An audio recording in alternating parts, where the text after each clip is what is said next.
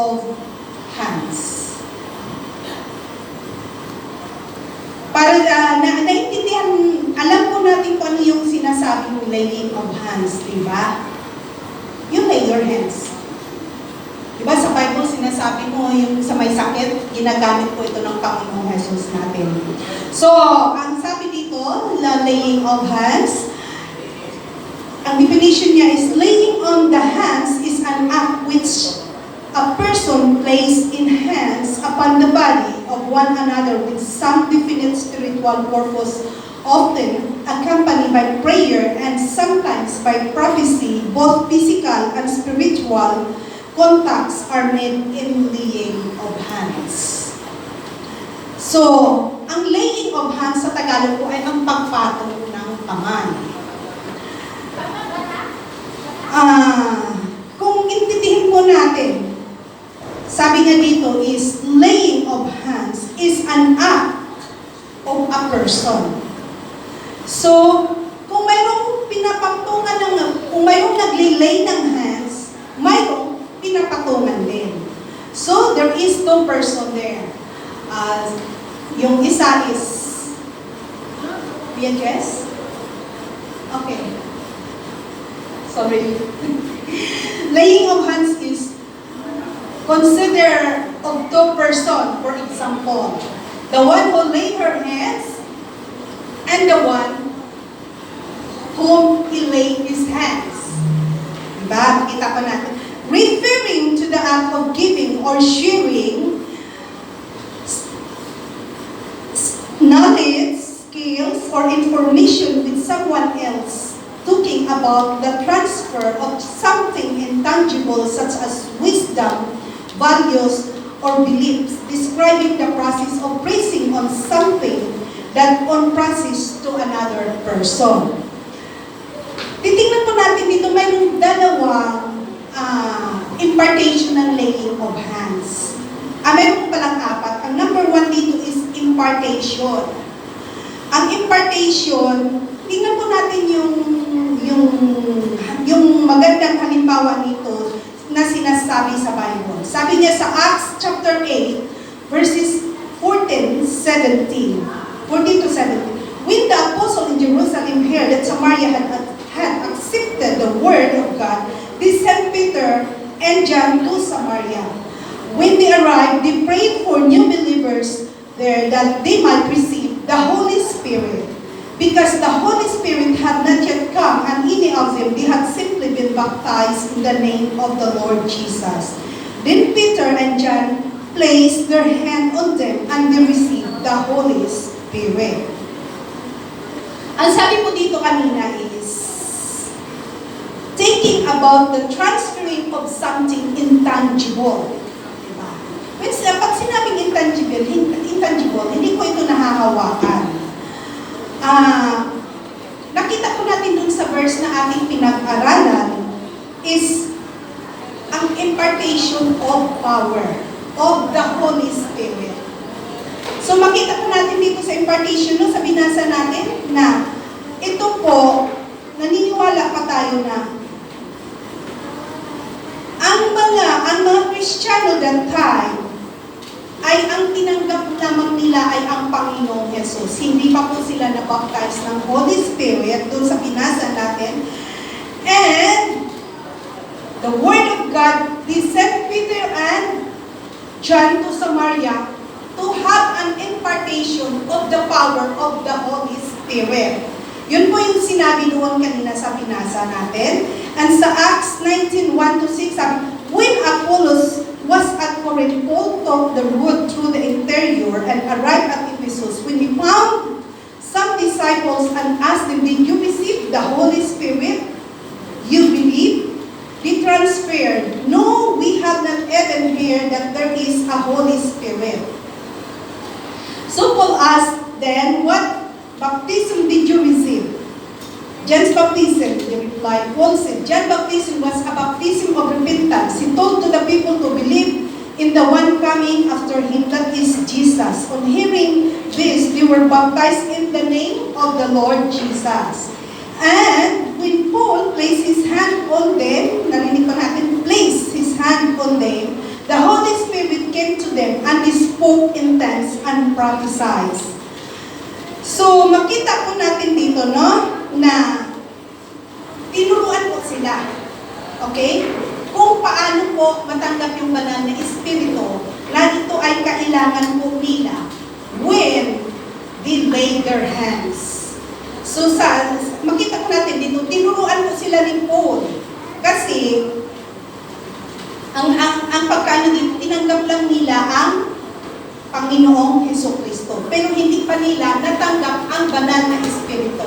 Ito po ay kailangan po natin. Ang banal na espiritu, siya yung power ng Kristiyano. Alalahanin po lagi natin yan. Sa anumang sitwasyon meron tayo, only our prayer, Holy Spirit is always our power as a Christian. When we receive the Lord Jesus Christ, we need His power and authority.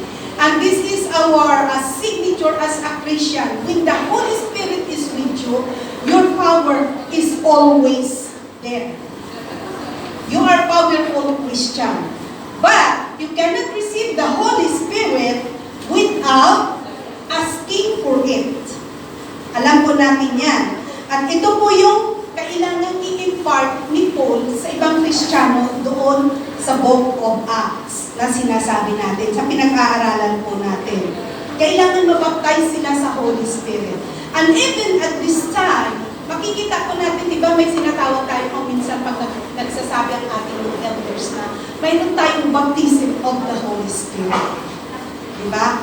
So, kailangan natin, pag sinabing baptism of the Holy Spirit, ito po yung, at isa sa kaparaanan na we acknowledge that the Holy Spirit is one of our God na pinipreach dito sa harapan. Naririnig po natin yan. We have the God the Father, God the Son, and God the Holy Spirit. So, itong Holy Spirit lang siya ang kasama po natin ngayon. Kaya pag nagpipray tayo, siya yung nagpapaalala sa atin at sinabi ito sa Book of Acts na siya yung ipapadala ng ating Panginoong Jesus. Sorry, Brother Judges. And even in the Book of Acts, they say that when Jesus Christ ascended to the heaven, He will send the Holy Spirit, and the Holy Spirit is with us. He is our companion at this moment. He is our power, He is our guidance, He is the one who gives us wisdom, you know. So this is according to the Bible, what we study from time to time, and even in the preaching we heard about it. And also it's written here, and it says here in the book of Acts 19:7, when this became known to Jews and Greeks living in Ephesus, they were all seized with fear, and the name of the Lord Jesus was held in high horror. So we will see here, during the baptism of the Holy Spirit, a lot of things happen. Okay? There is a healing. Okay? These people speak in tongues in the book of Acts. And when the power comes, no one can stop it. We know that.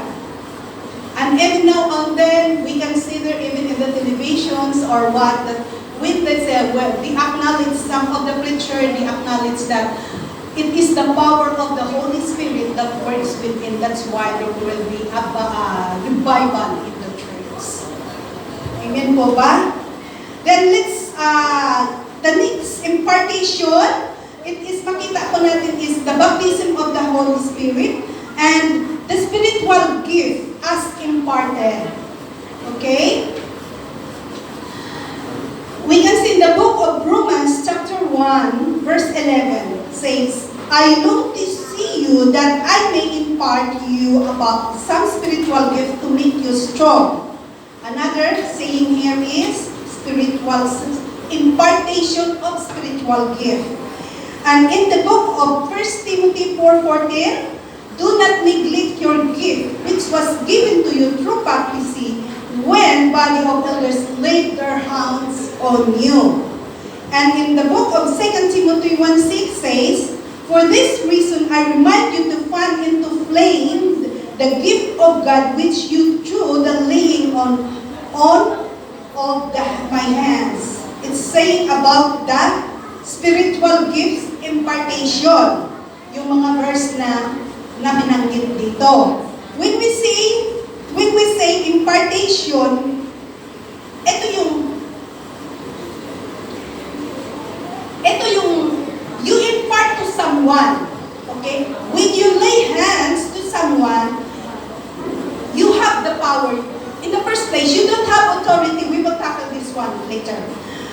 If you are not, when God did not, when you don't have, if you didn't receive yet the Holy Spirit, okay, and you impart it, you are less power only there. Understand it? Your power is less, but must be the Holy Spirit within there, so that your power will be full swing. Okay? So let's go in the participation in the ministry. Ito po yung commissioning. Okay? Yung commissioning is the number 2. Authority is delegated. Delegated leadership established, and leaders are recognized. Sabi po dito in the book of Acts, chapter 6, from verse 1 to 6. In those days, when the number of disciples are increasing, the Hellenistic Jews among them complained against the Hebraic Jews because their widows are being overlooked in the daily distribution of food. So the 12 gathers all the disciples together and said, I would not be right for us to neglect the ministry of the Word of God in order to wait on tables. Brothers and sisters, choose 7 men among you who are known to be full of spirit and wisdom. We will return this responsibility over to them, and we will give our attention to prayer and ministry of the Word of God. In verse 6, this proposal placed the whole group, being chose Stephen as a man full of faith and the Holy Spirit, also Philip, Prochorus, Nicanor, Timon, Parmenas, and Nicholas from Antioch, a covenant to Judaism. They presented these men to the apostle who prayed and laid their hands.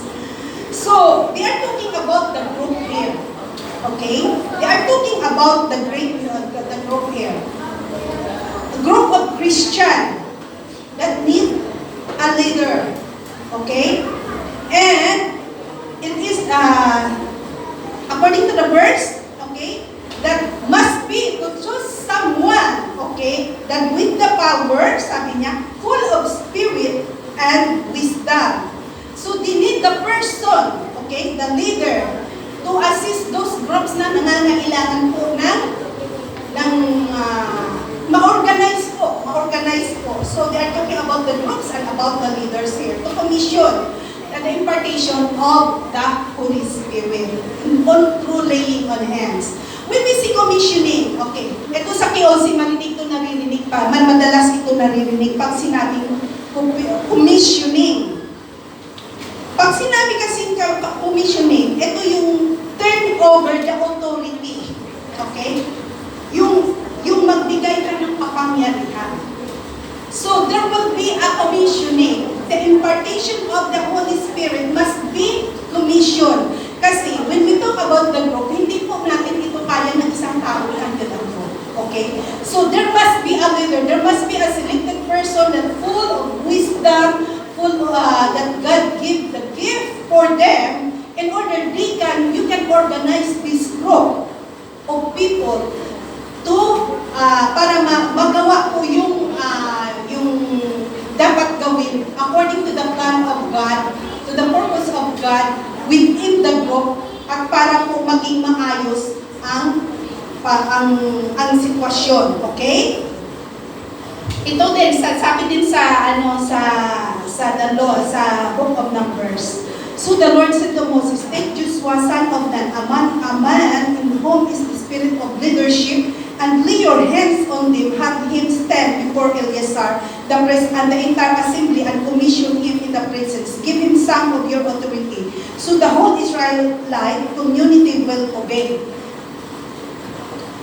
So, and in the books of Acts, sabi niyo, now in the church at Antioch, there were prophets and teachers, Barnabas, Simeon, called Niger, Lucius, and Cyrene, Manaen, who had been brought up with the Tetrarchs and so, while they were worshiping the Lord and fasting, the Holy Spirit said, okay, "Set apart for me Barnabas and Saul for the work to which I have called them." So after they had fasted and prayed, they placed their hands on them and sent them. The two of them sent on their way by the Holy Spirit went down to Seleucia and sailed from there to Cyprus. So we can see here that during the commissioning time, okay, the Holy Spirit, okay, also the group, they chose Stephen, okay, they chose Stephen,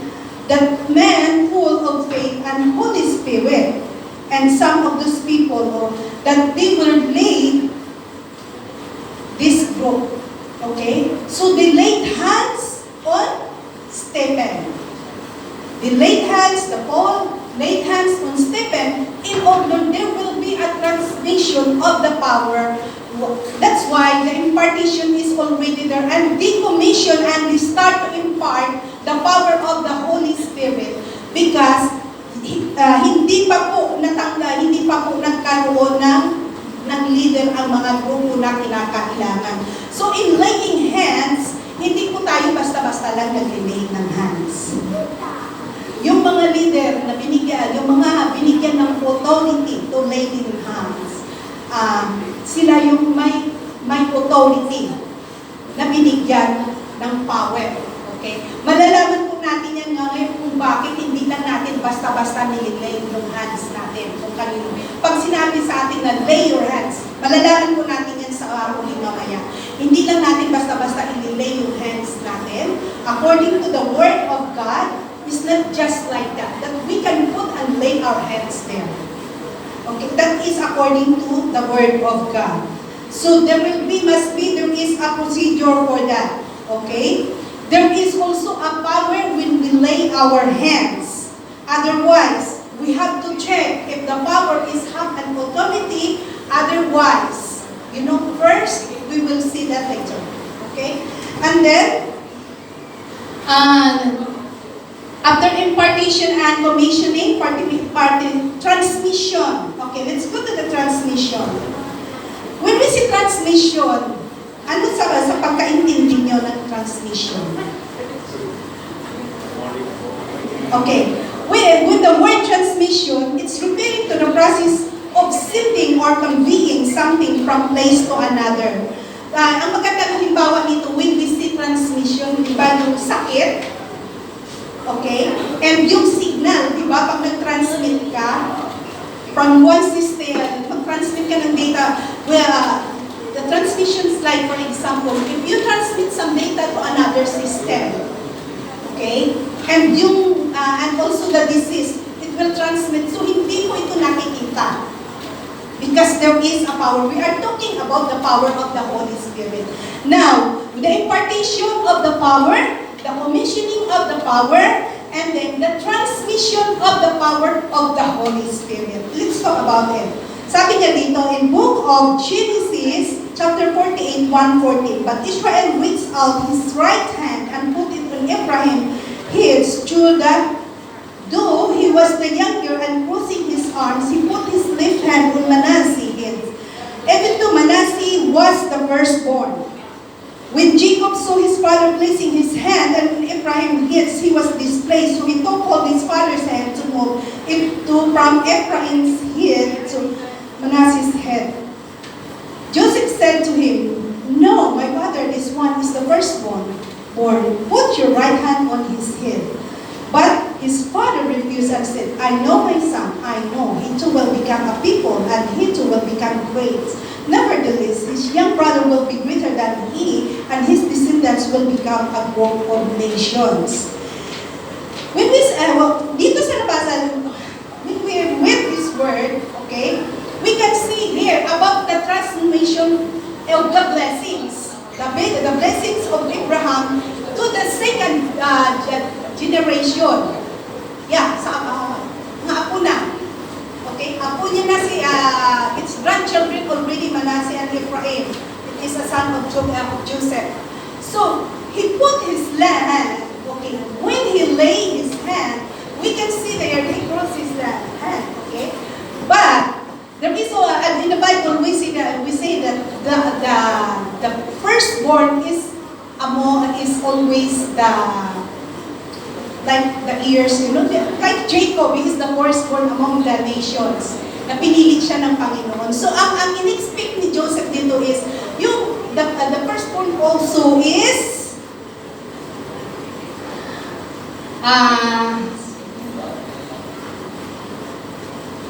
Ephraim, okay? Ephraim, because he considered Ephraim as the firstborn. Though Manasseh is the firstborn, but he considered Ephraim as the firstborn. This is what Abraham says here. He crossed his hand, okay? And Joseph rebuked him. He said, this is the firstborn and you need to place your hands in Manasseh. But Abraham said, no. He placed his hands to Ephraim. But that is another story later. Okay, we are talking about the laying hands here. So this is what Abraham said, though he did here, is he placed his hand to transfer the blessings to the children of Joseph. Okay? So, in laying hands also, you will see also there that the transferring of power.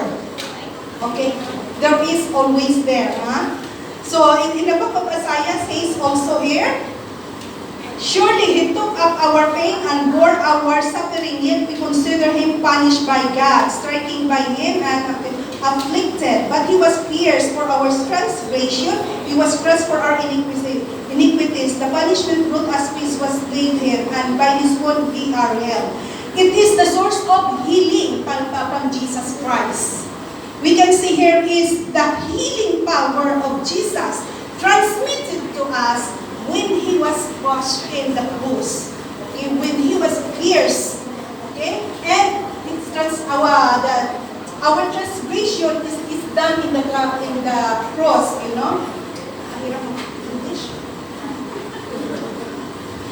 So makita ko natin dito. And then in another one is believers, transmitters of healing in the book of Mark. Chapter 16, 17 to 18, it says here, and this sign will accompany those who believe in my name. They will drive out demons, they will speak in the new tongues, they will pick up snakes in their hands, and when they drink the poison, it will not hurt them at all. They will place their hands on sick and they will get well. So, makita ko natin dito, no? The transmitter of healing and the recovery, the receiving of healing also when laying or your hands on the sick. So there is always the person, the one who lay down your hands and the one who receive the power through the laying of hands, which is the sick person. So makita ko natin ang paglipat ng kapangyarihan nung tinanggap nung nangangailangan. So then, number 4 is transfer. Sabi niya, in the Old Testament, the sin of men are transferred to the sacrificed lamb through the laying on hands. In the book of Leviticus, chapter 1, verse 4, it says, you are to lay your hands on the head of the burnt offering, and it will be accepted in your behalf to make atonement for you. And in the New Testament, sinners laid their hands upon Jesus, the Lamb of God, who knew no sin to be for us. In the book of makita ko natin ito in the book of 2 Corinthians 5:21, God made him who had no sin to be sin for us, so that in him we might become the righteousness of God. So there is always, nakita ko natin, the transfer, okay? The transfer of sin, may sinabi dito sabi, transfer of sacrificial sin. The sin of men are transferred to the sacrificial lamb through the laying on hands. So, during the old times, in the Old Testament, ang kasalanan ng tao is yung nag-o-offer sila sa altar ng mga lamb, mga hayop na iba na mag-aralan po natin yan. I don't want to expound that, no? Kasi we will focus on the laying on hand. So, ang sabi dito, the sin of men transferred to the sacrificial lamb through the laying on hands. When you lay hands, those sacrificial transfer po doon. Kaya yung love na i-offer sa Panginoon, dapat ay maging kalugod-lugod sa harapan ng Panginoon upang mapatawad yung mga kasalanan nung nag-offer sa kanila. So, in laying hands, there is a power always. So, sabi, di ba, na ano natin, na yun ang sinabi dito. Tapos, sa New Testament naman, the one who was offered is Jesus Christ Himself. Siya yung puto nagtubos ng ating kasalanan upang tayo ay magkaroon ng kaligtasan. So, nakita ko natin yun even sa Old Testament, nandun na po yung laying of hands, and in the New Testament, nakikita din po natin ang laying on hands na sinasabi. Sabi po sa book of Leviticus, in 2 Corinthians 5:21, God made Him who has no sin to be sin for us so that in Him we might become righteous. So, we have righteousness in Jesus' name because of our belief. Okay? Kita ko natin yung kahalagahan ng atin, yung kaligtasan natin. Jesus offered Himself to die for us. So, it must be exercised under the guidance of the Holy Spirit. Okay? Now in the book, in the Acts chapter 3 and 1 to 4, now in the church at Antioch, there were prophets and teachers, Barnabas, Simeon, called Niger, Lucius of Cyrene, Manaen, who had been brought up with Herod, the Tetrarchs, and Saul. While they were worshiping the Lord and fasting, the Holy Spirit set apart from me Barnabas and Saul for the work to which I have called them. So after they had fasted and prayed, they placed their hands on them and sent them off. The two of them sent on their way by the Holy Spirit went down to Seleucia and settled by the Cyprus. So, makita po natin dito, no, na ang power ay nagmumula sa Holy Spirit when we are sent to impart the power of the Holy Spirit doon sa mga leaders na tinawag ng Panginoon, na yun yung sinasabi natin kanina. So the leaders of the local church worshiped the Lord and fasted as group. It was during their fasting and praying the Holy Spirit liberated Israel. God who called specific person as they made themselves available. Fasting and praying the group that gathered together laid the hands in it. Ito yung sinasabi ko kanina na kung minsan nagkakaroon po tayo ng calls for everyone na magkaroon tayo ng Holy Spirit, anointing of the Holy Spirit. Kasi napaka-importante po ito. Doon sa ating mga seminars na yan, ang masabi ko lang doon, try yourself, okay, to join the group. Kasi yun yung oras na pinagpipray ko ng mga elders natin, yun ang mga leaders natin na we must receive the Holy Spirit that time. Because Holy Spirit is always our power. Alam niyo ba bakit yung powerful si Paul at siya yung maraming sinulat na epistle in the book of New Testament? Because Paul is speaking in tongues. Siya yung nag-introduce ng speaking in tongues. And speaking of tongues is a heavenly language that no one can understand. That is between you and God. And it is the power of Paul because he can communicate with the Holy Spirit, he himself alone. At hindi po ito nakukuha ng iba. Kung ikaw ay Kristiyano, at hindi ko naman sinasabi na ikaw ay hindi ka patay kang Kristiyano kung hindi ka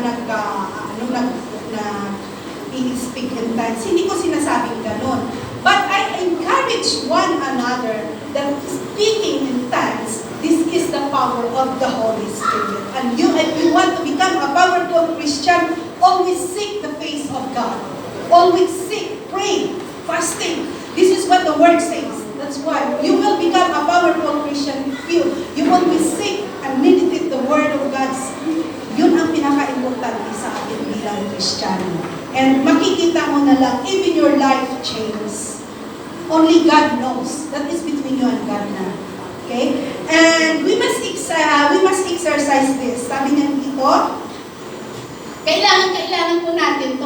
And things to remember, okay? Kailangan po maging conscious tayo dito sa ating paglagay ng hands. Sandali lang talaga to. Sabi niya sa Book of Timothy, sabi niya, in Book of Timothy chapter 5 verse 22, do not be hasty in laying on hands and do not share the same of others. Keep yourself pure. Kaya sinasabi ko kanina, sabi niya dito, with the word hasty, ito yung huwag nagmamadali. Kaya sinabi ko kanina, hindi tayo basta-basta nag-laying ng hands. Kasi it is the word says, your heart must be pure before you lay down, when you lay your hands. Kasi sinabi dito kanina na when we lay hands, diba, nagkaroon ng transmission, yung power, ngayon kung mayroong galit ka, kung naiinis ka sa taong yun, kawawa naman yung taong na nilay hands mo. Ito yung sinasabi ng Bible, hindi ko ako nagsabi nito. Kaya maging maingat po tayo in laying hands. Marami pa dapat, pero time function lang po tayo. Doon na tayo, boundary lang tayo kung sa oras na kailangan natin. So, dito po ako nagtatapos, lalo pa, diba, ini-encourage sa mga music team, no? Make sure that before you stand here, lagi kong pinapaalala yun sa amin ko, make sure that your heart is clear. Because it will contaminate each and everyone. Dahil we bring the people to worship to God. Always.